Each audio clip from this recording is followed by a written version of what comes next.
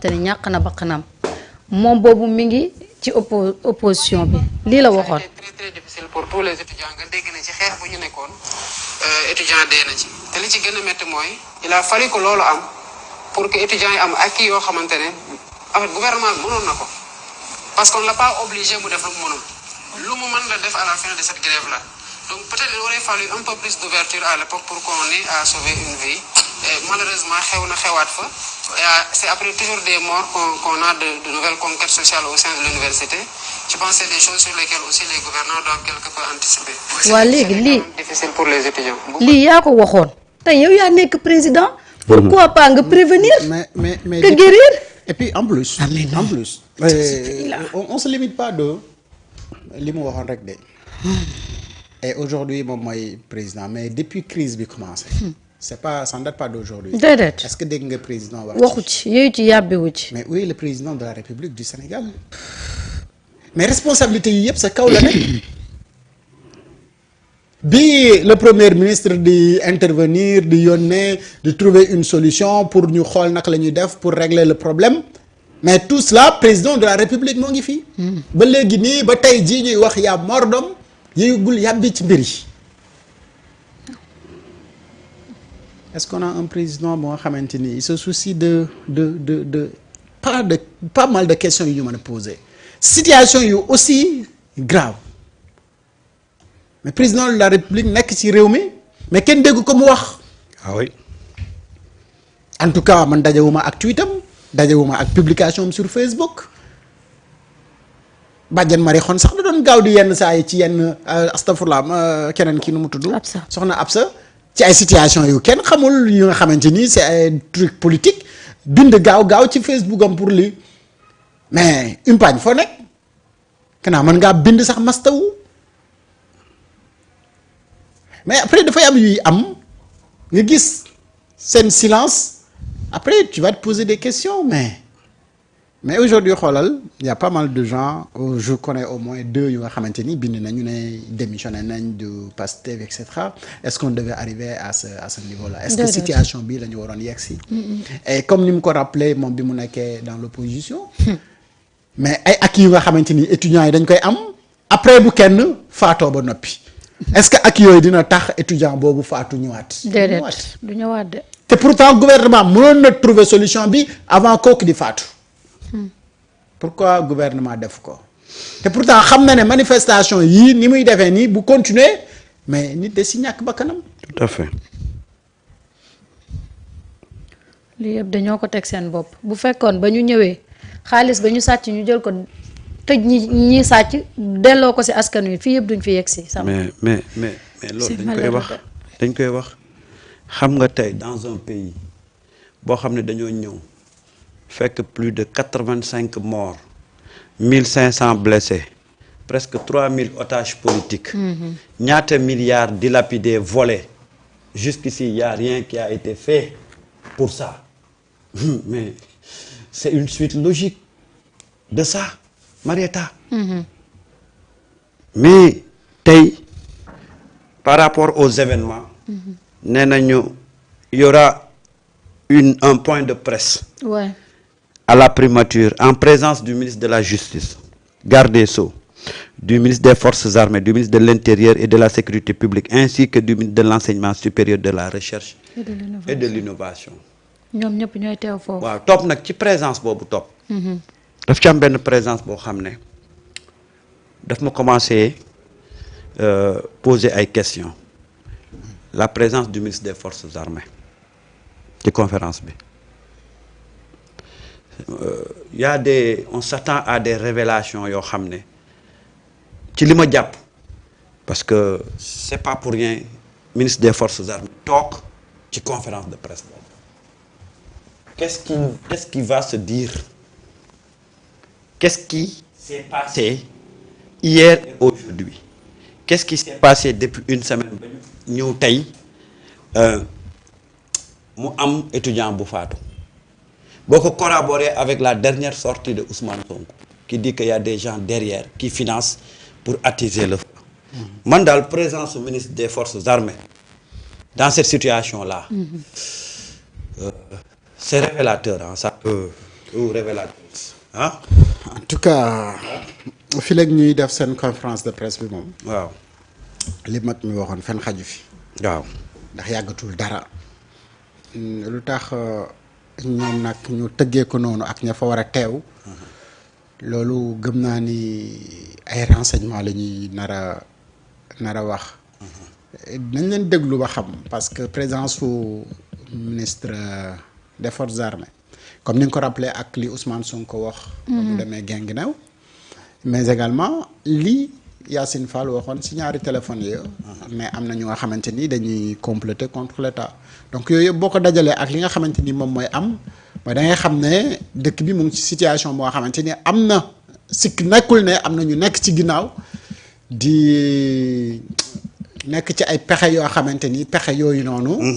am na ñu ci am ay renseignements yu nga xam ne buñ ñu ko waxee dinañu mën a gën a comprendre situation bi lan moo ko indi. tout à fait parce que man daal démb daal. mais nag Samba man ay mbirum étudiant yii. naam day rax trop. waaye il faut que ñu def très attention étudiant également war a gën a xippiwaat bëtam xool parce que dëkk bi dafa am ñu nga xamante ni dañu toog lànk ne ñi fi ne waruñu def benn résultat. yow en tant que sénégalais nag da nga war a conscient ci kii lan mooy intérêt am pour dëkk bi bañ ñàkk dem. te képp kuy sénégalais bu ñu lay ñaax ci luy gàllankoor dëkk bi pour mu ñàkk dem da nga war a wax dëgg yàlla yow it lànk bakkandaar tëdd ci suuf ne ko non damay bàyyi Sénégal mu avancé. et responsabilité yooyu nag ñun ñëpp ñoo ko war a mën a am mais surtout ñi nga xamante ni dañu am mission pour maintenir l'ordre. Absolument. parce que yenn yi ñu gis yenn image yi Samba. man day wax dëgg yàlla. dafa benn instant dama ne man xanaa ñii dañoo mere étudiants yi. non parce que yenn violence yi. démb dama gratter son bopp bi ba leel. parce que j'étais en train de me poser la question qu'est-ce qui s'est passé entre-temps ba ñu xëy gis les forces de l'ordre ci biir campus bi avec une violence inouïe man j'étais en train de me poser mille et une questions par rapport à ça.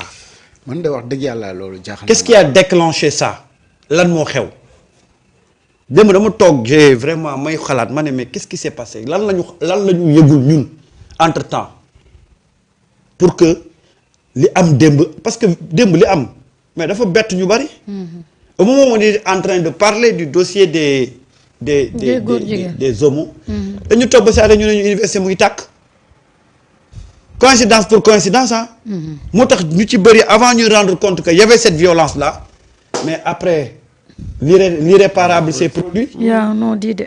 lan moo xew c'est-à-dire que il faut se poser beaucoup de questions ci.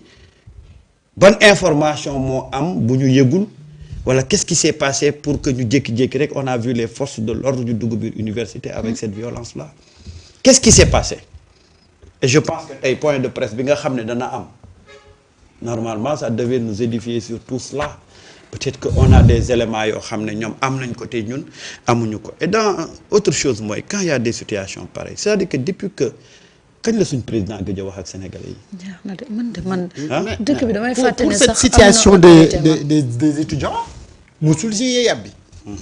may li ma doon wax tout à l'heure. waaw. mooy xam nga problème bi ça ne date pas d'aujourd'hui.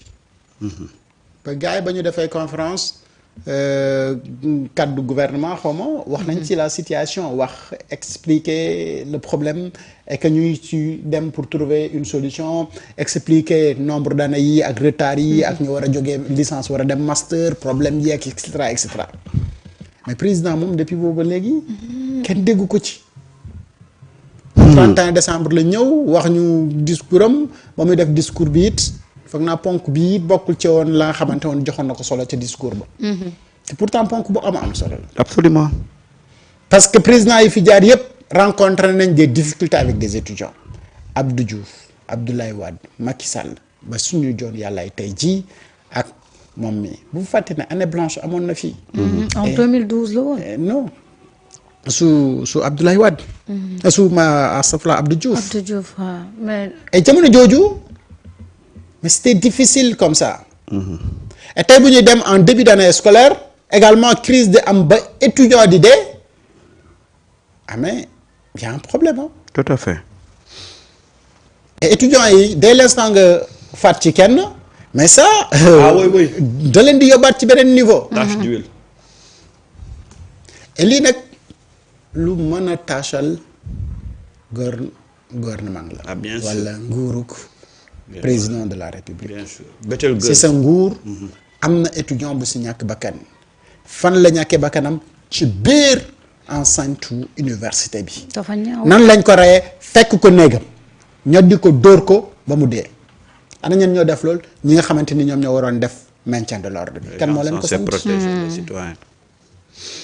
kan moo leen ko sant fi ñu dugg est-ce que amoon nañ droit dugg fa donc toutes ces responsabilités là yow mi président de la république dégguñu nga wax. mais lii dañuy yóbbuwaat ci beneen wax bu Ousmane waxoon de may dëgg-dëgg nag dëkk bi nag. amul autorité. dëgg-dëgg nag. yaa manque li fi manqué nag wax dëgg fa nag yàlla lenn rek la muy autorité. parce que dëkk boo am autorité quand même am na yenn yu nga xamante ni du fa xew. déedéet. Qui dit laajte point de presse bi c'est à 16h30 hein, Betelgeuse, c'est à 16h30 à la primature et je rappelle que il y aura la présence du ministre de l'Intérieur, ministre des Forces armées, ministre de l'Enseignement supérieur, ministre de la Justice, garde des Sceaux ñoom ñooy daje ci point de presse boobu. mais waroon nañ ci boole recteur bi. ak directeur COUD ak directeur COUD ak. kooku moom il nous doit des explications. parce que dama jàpp ne 3 yi également. wax dëgg yàlla mais comme seen ministère de tutelle mu ngi fay teew amaana ñoom dinañ ko jox des explications yow moom yu ñu mën a yeggee. mais ñoom ñii jàpp naa ne am nañu part de responsabilité ci li xew nii. parce que kenn ku si nekk bu fekkoon ne bañoon nga yenn yi yegg. fenn fii yow yaa ngi doon bañ journée sans ticket yi nga xam ne étudiants yi décrété nañ ko ñoom nee nañu jànguñu day def journée noire yow li ngay sécuriser kuddu tax nga fexe ba force de l'ordre day dugg tey jii li xew université ak bàyyi woon ñi def journée sans ticket ban moo gënoon que bakkan doomu jàmbur di ci dem et tout ça day dellu si waat ci liñ doon wax sur la reddition des comptes ak justice parce que bu fekkoon reddition des comptes am na li ñi jël alal bi ñu xëy wan ñu téeméeri rapport ñu tegal ñu ko ni ñii ñoo jël tey ñooñu ñu ngi dox ak seen ay milliards nekk ci biir réew mi te loolu yëpp ñoom ñi nga xam ne ñoom ñoo toog muy justice ñoo ko waroon régler bu ko defee duñ yegg si situation bi. franchement pourquoi ñu bàyyi ba lii soog a am après ku nekk di naqarlu alors que li ñu war a def mooy ñi nga xam ne ñoo sàcc suñu alalu réew ñu traduire leen ci justice nangu seeni alal delloo ko Sénégalais yi. mais tu as parfaitement raison. xam nga Soxna Marie situation yi ñu dund yi yëpp manque wu justice sociale la ak réduction des comptes. kase justice sociale ak réduction des comptes bu amoon mi nga xamante ni ñi daan defu ñaawteef yi. doon matele Sénégalais si jamonoy Macky Sall. traduire nañ leen en justice ba force de l'ordre bi nga xamante ni mu ngi ñoddi du dóor day xam ne moom it ci lii la war a topp. mais konoon du xalaat def yenn yi. déedéet. bu fekkoon waa ji sàcc alalu réew mi ba réew mi mënatul faj. li mu soxla ci xaalis mais kooku jàpp nañ ko ba nangu xaalis boobu delloo ko fi mu waroon delloo ko noonu tey duñu am problème mu ay bourses yu ñuy fay ak yu ñu dul fay. ba manifestation di ci am. ba ñuy tëj campus ba nit di si faatu. donc loolu nga xamante ni moom la ñu manqué muy justice sociale ak réduction des comptes mais moom moo indi situation bii ñu nekk. mais yaa rax si dolli. loolu pour nga manqué ko wala nga ñàkk koo def mooy que ni réew moom day fekk ne autorité moo fa manqué parce que réew moo am autorité yooyu yëpp day dox fonctionner normalement. barke yàlla. mais réew mu amul autorité nag. neex waay jaar. day mel ni ku nekk ci ab désordre. te désordre warul am ci am réew muy dox. surtout réew mu nga xamante ni nii sénégalais yi taxawee nii pour démocratie ak injustice jeex fi nga gis taxawaay bi nga xamante ni dañ ko am pour ñu yegg si fii ñu yegg si da nga waroon nag tracer dëkk boobu mu tegu ci yoon woo xamante ni sénégalais bu ne dina xam ne ay li yëwan lii kat mooy li sénégalais yépp doon bëgg.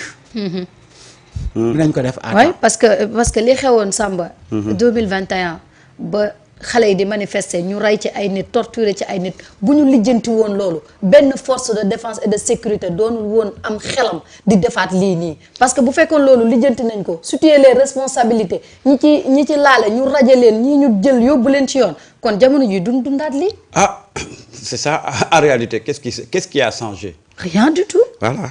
Donc président rek a changé. Donc puisque rien n'a changé, ben si on retrouve les mêmes événements, c'est logique, Marietta.